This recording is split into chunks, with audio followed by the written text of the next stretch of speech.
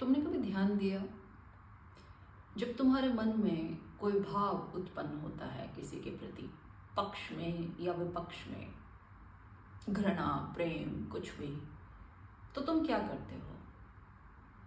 तुम अपने भाव को उस दूसरे व्यक्ति पर आरोपित कर देते हो। अब इससे क्या होता है? वो दूसरा व्यक्ति तुम्हारी घृणा का केंद्र बन जाता है। तुम्हें लगता है तुम्हारी घृणा का कारण वो है, केंद्र वो है, वो भाव उससे उत्पन्न हो रहा है। इसके विपरीत यदि प्रेम भी है तो भी तुम्हें ऐसा ही महसूस होता है कि ये प्रेम उसके कारण है। उसे तुम अपनी विषय वस्तु बना लेते हो, उसे लक्ष्य बना लेते हो, अपने आप को बिल्कुल भूल जाते हो, अपने केंद्र को भूल जाते हो।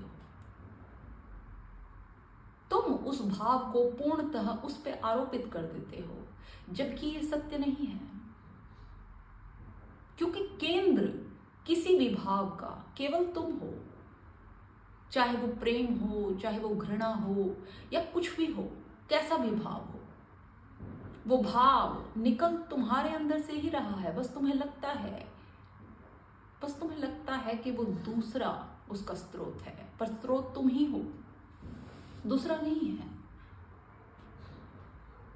यदि मैं किसी से प्रेम करूं तो मैं सामान्य भाषा में कहूंगी कि वो मेरे प्रेम का स्रोत है। मैं किसी से घृणा करूं तो भी मैं यही कहूंगी कि वो मेरे घृणा का स्रोत है, पर नहीं, वो दोनों स्रोत मैं खुद हूं, प्रेम भी और घृणा भी। वो व्यक्ति तो सिर्फ पर्दा है, एक पर्दा है जिस पे मैं अपने भाव प्रक्षेपित कर रही हूं और कुछ नहीं। बस मूल स्रोत मैं हूं उस नदी का, वो जो भी भाव मुझसे बहे। उदाहरण के लिए सोचिए, यदि वो व्यक्ति ही इतना प्रेम पूर्वक हो या घृणा पूर्वक हो तो सभी को वैसा ही भाव उसके प्रति उत्पन्न होना चाहिए, पर ऐसा नहीं होता। वो प्रेम या वो घृणा का भाव वो उस पर्टिकुलर व्यक्ति के प्रति, किसी के भी प्रति, मेरे अंदर ही क्यों उत्पन्न होता है? क्योंकि वो भाव मेरे अंदर से ही शुरू होता है। वो उससे है ही नहीं, उससे लेना देना है ही नहीं। मैंने सिर्फ उस भाव को उस पे उड़ेल दिया है, आरोपित कर दिया है। हो सकता है उसने किसी लेवल पर उस भाव को कुरेदा हो, पर उससे वो उसका स्रोत नहीं हो गया। स्रोत मैं ही हूं। मेरी ही भाव की ऊर्जा के कारण वो सुंदर है या कुरूप है, कुछ भी है। आप देखिए, किसी व्यक्ति के लिए यदि कोई व्यक्ति प्रेम का भाव रखता है तो वो उसके लिए सबसे सुंदर व्यक्ति है। लेकिन वही सुंदर व्यक्ति किसी और व्यक्ति के लिए हो सकता है कुरूप हो, क्योंकि वो उसके लिए घृणा का भाव रखे। और हो सकता है वही व्यक्ति किसी तीसरे व्यक्ति के लिए कुछ हो ही ना, उसने उस व्यक्ति को देखा ही ना हो, वो उसके प्रति बिल्कुल तटस्थ हो, बिल्कुल उदासीन हो। तो इसे आप क्या कहेंगे? आप केवल अपने ही भाव दूसरों पर फैला रहे हैं, अपने ही भावों को आरोपित कर रहे हैं,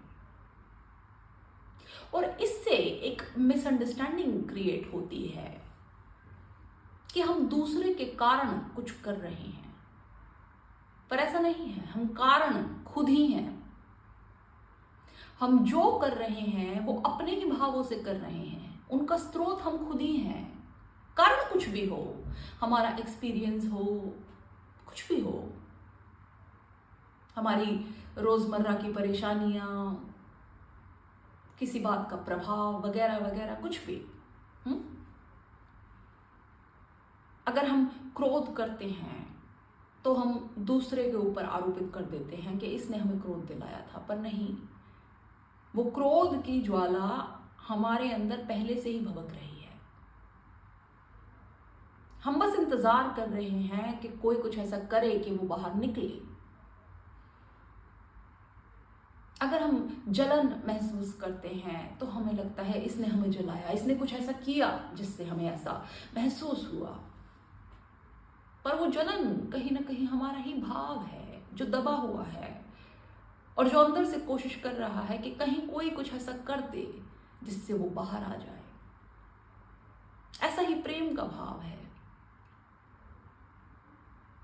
उस व्यक्ति ने ऐसा कुछ ना किया कि उस पे कोई स्पेशल फीलिंग आए हमें, पर वो प्रेम जो हमारे अंदर दब रखा है वो निकलना चाहता है, वो किसी न किसी रूप में निकलना चाहता है। तो आप स्रोत हैं। जिस भी भाव की नदी आपके भीतर से बहती है उसके स्रोत आप हैं। उसका करना ना करना, होना ना होना आप ही के हाथ में है। दूसरे उसके लिए जिम्मेदार नहीं है।